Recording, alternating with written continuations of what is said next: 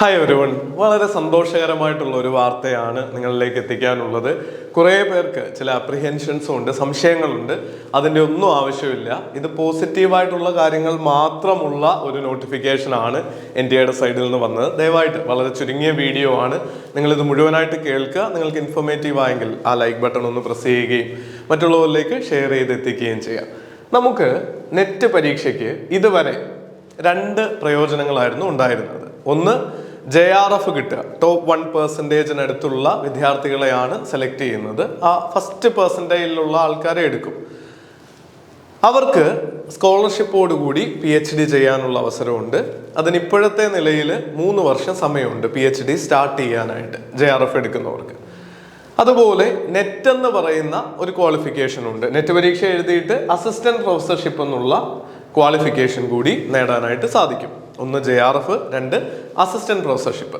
അതൊരു top 6% ആൾക്കാരെയാണ് select ചെയ്യുന്നത്. ആ രീതിയിലാണ് നമ്മൾ ക്രൈറ്റീരിയ NTAയുടെ ഭാഗത്ത് നിന്ന് സെറ്റ് ചെയ്തിട്ടുള്ളത്, UGCയുടെ ഭാഗത്ത് നിന്ന് സെറ്റ് ചെയ്തിട്ടുള്ളത്. അങ്ങനെ ആ ക്രൈറ്റീരിയ ഫോളോ ചെയ്യുന്നവർക്കും ലൈഫ് ലോങ് ആ ക്വാളിഫിക്കേഷൻ ഉണ്ടായിരുന്നു. അതിപ്പോഴും അങ്ങനെ തന്നെ ഉണ്ട്. ഈ 2 ബെനിഫിറ്റുകളും അങ്ങനെ തന്നെ ഉണ്ട്, ഒരു മാറ്റവും ഇല്ല. നമ്മുടെ അടുത്ത് കോച്ചിങ് എടുക്കുന്നവരും പഠിച്ചിറങ്ങിയവരും ഒക്കെ ചോദിക്കുന്നു, സാറേ മുമ്പ് നേടിയ നെറ്റ് 1 വർഷം കഴിയുമ്പോൾ തീർന്നു പോവോ, ഇനി ഞങ്ങൾക്ക് PhDക്ക് അപ്ലൈ ചെയ്യാൻ പറ്റില്ലേ, ജോയിൻ ചെയ്യാൻ പറ്റില്ലേ എന്നൊക്കെ ചോദിക്കുന്നുണ്ട്. അതൊക്കെ അടിസ്ഥാനരഹിതമാണ്. ഈ 2 കാര്യങ്ങൾക്കും ഒരു മാറ്റവും ഇപ്പോഴും സംഭവിച്ചിട്ടില്ല. JRF ക്വാളിഫൈ ചെയ്തവർക്ക് 3 വർഷത്തിനുള്ളിൽ സ്കോളർഷിപ്പോടുകൂടി PhDക്ക് ജോയിൻ ചെയ്യാം. അസിസ്റ്റന്റ് പ്രൊഫസർഷിപ്പ് ഓൺലി എന്ന കാറ്റഗറിയിൽ ക്വാളിഫൈ ചെയ്തവർക്ക് ലൈഫ് ലോങ് അസിസ്റ്റന്റ് പ്രൊഫസർ ജോലിക്കായിട്ട് അപ്ലൈ ചെയ്യാനുള്ള ക്വാളിഫിക്കേഷൻ കിട്ടിക്കഴിഞ്ഞു. മുൻപ് ഈ നോട്ടിഫിക്കേഷൻ വരുന്നതിന് മുൻപ്, ഇത് 27-ാം തീയതി മാർച്ച് 2024 വന്നിരിക്കുന്നത്. ഈ നോട്ടിഫിക്കേഷന് മുൻപ് നെറ്റ് ക്വാളിഫൈ ചെയ്തിരുന്നവരെ കേരളത്തിലും കേരളത്തിന് പുറത്തും പല യൂണിവേഴ്സിറ്റികളിലും PhDക്കുള്ള എൻട്രൻസ് ടെസ്റ്റ് എഴുതുന്നതിൽ നിന്ന് ഒഴിവാക്കിയിരുന്നു. ശ്രദ്ധയോടെ കേൾക്കുക. PhDക്കായിട്ട് JRF ഉണ്ടെങ്കിലും ചില യൂണിവേഴ്സിറ്റികൾ എൻട്രൻസ് ടെസ്റ്റ് എഴുതാൻ പറയുമായിരുന്നു. നെറ്റ് ഉണ്ടെങ്കിലും എൻട്രൻസ് ടെസ്റ്റ് എഴുതാൻ പറയുമായിരുന്നു. ചില യൂണിവേഴ്സിറ്റികൾ എൻട്രൻസിന്റെ നോട്ടിഫിക്കേഷൻ കൊടുക്കുമ്പോൾ പറയും, നിങ്ങൾ നെറ്റ് ക്വാളിഫൈ ചെയ്തോ എങ്കിൽ ഓക്കെ, നിങ്ങൾക്ക് ഡയറക്റ്റ് ആയിട്ട് ഇന്റർവ്യൂവിലേക്ക് വരാം, ഈ എൻട്രൻസ് ടെസ്റ്റ് എഴുതേണ്ടതായിട്ടില്ല. ചിലയിടത്ത് എഴുതേണ്ടതായിട്ടുണ്ടായിരുന്നു. അപ്പോൾ അതൊന്ന് യൂണിഫൈ ചെയ്യാനായിട്ടുള്ള ശ്രമമാണ് നമുക്കിപ്പോൾ കിട്ടിയിരിക്കുന്ന ഒരു അഡീഷണൽ അഡ്വാൻറ്റേജ്. മൂന്നാമത് കിട്ടിയിരിക്കുന്ന പ്രയോജനം എന്ന് പറയുന്നത്, നെറ്റ് പരീക്ഷയിൽ തന്നെ ഇനി 3ാമതൊരു കട്ട് ഓഫ് കൂടി ഉണ്ടാവും. നമ്മൾ JRFന് പറഞ്ഞു ടോപ്പ് 1%, നെറ്റിന് പറഞ്ഞു, അസിസ്റ്റന്റ് പ്രൊഫസർഷിപ്പിന് പറഞ്ഞു ടോപ്പ് 6%. ഇനി 3ാമതൊരു കട്ട് ഓഫ് കൂടി ജൂൺ സൈക്കിൾ മുതൽ വരും എന്നാണ് പറഞ്ഞിരിക്കുന്നത്.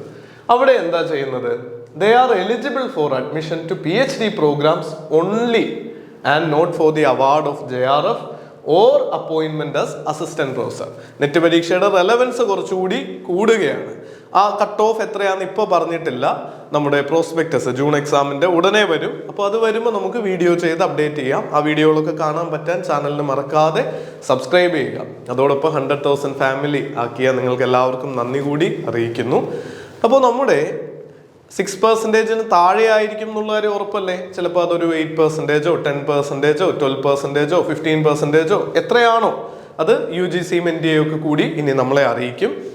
ആ കട്ട് ഓഫ് 1,00,000 പേര് എഴുതുകയാണ്, ടോപ്പിലുള്ള ചിലപ്പോൾ 10,000 പേർക്കായിരിക്കും. 10% ആണെങ്കിൽ PhDക്കുള്ള എലിജിബിലിറ്റി, അപ്ലൈ ചെയ്യാനുള്ള എലിജിബിലിറ്റി കൂടി നൽകുകയാണ്.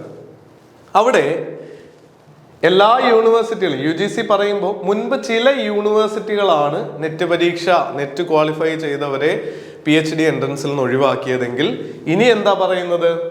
അഡ്മിഷൻ ടു PhD ഓൺലി എന്നുള്ള കാറ്റഗറിയിൽ പെടുന്ന ആൾക്കാർക്ക് PhD അഡ്മിഷൻ എടുക്കാനായിട്ട് 70% വെയിറ്റേജ് നെറ്റ് പരീക്ഷയിലെ സ്കോറിന് കൊടുക്കും. Simple as that. ആ ഒരേ ഒരു മാറ്റമാണ് വന്നത്. അത് നിങ്ങളെ യാതൊരു രീതിയിലും ബാധിക്കില്ല. ഇതുവരെ നെറ്റ് കിട്ടിയവരെയോ ഇനി നെറ്റ് എഴുതാൻ പോകുന്നവരുടെ അസിസ്റ്റന്റ് പ്രൊഫസർഷിപ്പ് യോഗ്യതയോ JRF കിട്ടിയതിനെ ഒന്നും ബാധിക്കാൻ പോകുന്നില്ല. പകരം ഒരു അഡ്വാൻറ്റേജ് കൂടി നൽകുക. നിങ്ങൾ 6%-ന് ജസ്റ്റ് മിസ്സായി, നിങ്ങൾക്ക് 0.1%-ന് ടോപ്പ് 6%-ൽ എത്തിയില്ല, നിങ്ങൾ ടോപ്പ് 7%-ലാണ് ഉള്ളത്.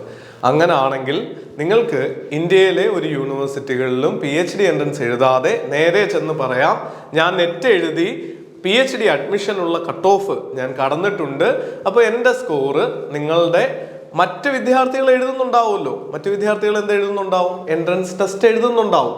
അപ്പോൾ ആ ടെസ്റ്റ് പൂർണ്ണമായിട്ട് ഒഴിവാക്കുന്ന കാര്യമൊന്നും ഇതിൽ പറഞ്ഞിട്ടില്ല.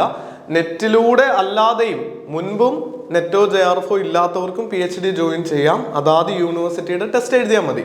ഇപ്പോഴും നെറ്റില് PhD അഡ്മിഷന് യോഗ്യത നേടിയവർക്ക് വീണ്ടും ആ ടെസ്റ്റ് എഴുതണ്ടെന്നേ പറഞ്ഞിട്ടുള്ളൂ. യൂണിവേഴ്സിറ്റികൾക്ക് ആ ടെസ്റ്റ് നടത്താം. നിങ്ങൾ നെറ്റിൽ ഈ കട്ട് ഓഫ് കടന്നില്ലെങ്കിൽ പോയി ആ ടെസ്റ്റ് എഴുതിയിട്ട് ഇവരോടൊപ്പം കോമ്പീറ്റ് ചെയ്ത് PhDക്ക് അഡ്മിഷൻ എടുക്കാം. ആ കാര്യങ്ങളൊന്നും അല്ല പറയുന്നത്.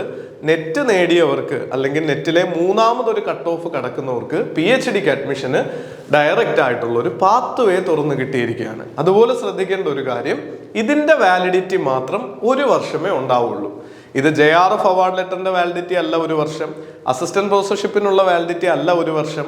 PhD അഡ്മിഷന് വേണ്ടിയിട്ട് നെറ്റ് സ്കോറിന്റെ കട്ട് ഓഫ് കടക്കുന്നവർക്ക്, ഈ കാറ്റഗറി 3 കട്ട് ഓഫ് കടക്കുന്നവർക്ക് 1 ഇയർ ആണ് PhD അഡ്മിഷനായിട്ട് ഈ സ്കോർ ഉപയോഗിക്കാനായിട്ട് പറ്റുന്നത്. അത് നെറ്റ് ഓൺലി അസിസ്റ്റന്റ് പ്രൊഫസറിന് മാത്രം ക്വാളിഫൈ ചെയ്തവർക്കും ഈ കാറ്റഗറി 2 പെട്ടവർക്കും 1 വർഷത്തേക്ക് നെറ്റ് സ്കോർ ഉപയോഗിച്ച് PhDക്ക് അപ്ലൈ ചെയ്യാനായിട്ട് പറ്റുള്ളൂ. അവർക്ക് വേണമെങ്കിൽ വീണ്ടും 1 വർഷത്തിന് ശേഷം നെറ്റ് എഴുതാം, അല്ലെങ്കിൽ ഡയറക്റ്റ് ആയിട്ട് യൂണിവേഴ്സിറ്റി നടത്തുന്ന എൻട്രൻസ് ടെസ്റ്റ് എഴുതിയിട്ട് PhDക്ക് അഡ്മിഷൻ നേടാം. അതിനൊരു തടസ്സവും ഇല്ല. നമുക്ക് category 2 assistant professorship with eligibility for application to PhDയും അഡ്മിഷൻ ടു PhD ഓൺലി എന്നുള്ള കാറ്റഗറി 3 സ്കോർ കിട്ടിയവർക്ക് 1 വർഷമേ വാലിഡിറ്റി ഉള്ളൂ. അത് ചിന്തിച്ചാൽ വളരെ ലോജിക്കലുമാണ്. ആലോചിച്ച് നോക്കിയേ, 1 വർഷത്തെ എക്സാമിന്റെ ഡിഫിക്കൽട്ടി ലെവലും കാര്യങ്ങളും ഒക്കെ അനുസരിച്ച് കുറേ പേർക്ക് സ്കോർ കിട്ടി. പെർസെൻറ്റേജ് സ്കോറും മാർക്കും ഒക്കെ ഇനി നിങ്ങളുടെ റിസൾട്ടിന്റെ കൂടെ ഉണ്ടാവുന്നുണ്ടെന്ന് പറയുന്നുണ്ട്. Percentile along with marks obtained by a candidate to utilise the marks for admission to PhD നിങ്ങളുടെ അഡ്മിറ്റ് കാർഡിൽ നെറ്റിന്റെ റിസൾട്ടിന്റെ കൂടെ ഉണ്ടാവുമെന്ന് പറയുന്നുണ്ട്. അപ്പോൾ ഒരു 10 വർഷത്തെ ആളുകൾ 10 വർഷത്തെ നെറ്റ് പരീക്ഷയിൽ പല ഡിഫിക്കൽട്ടി ലെവലുള്ള എക്സാം എഴുതിയവർ കൂടി ഒരുമിച്ച് അപ്ലൈ ചെയ്താൽ അവരുടെ മാർക്ക് എങ്ങനെ കമ്പയർ ചെയ്യാൻ പറ്റും?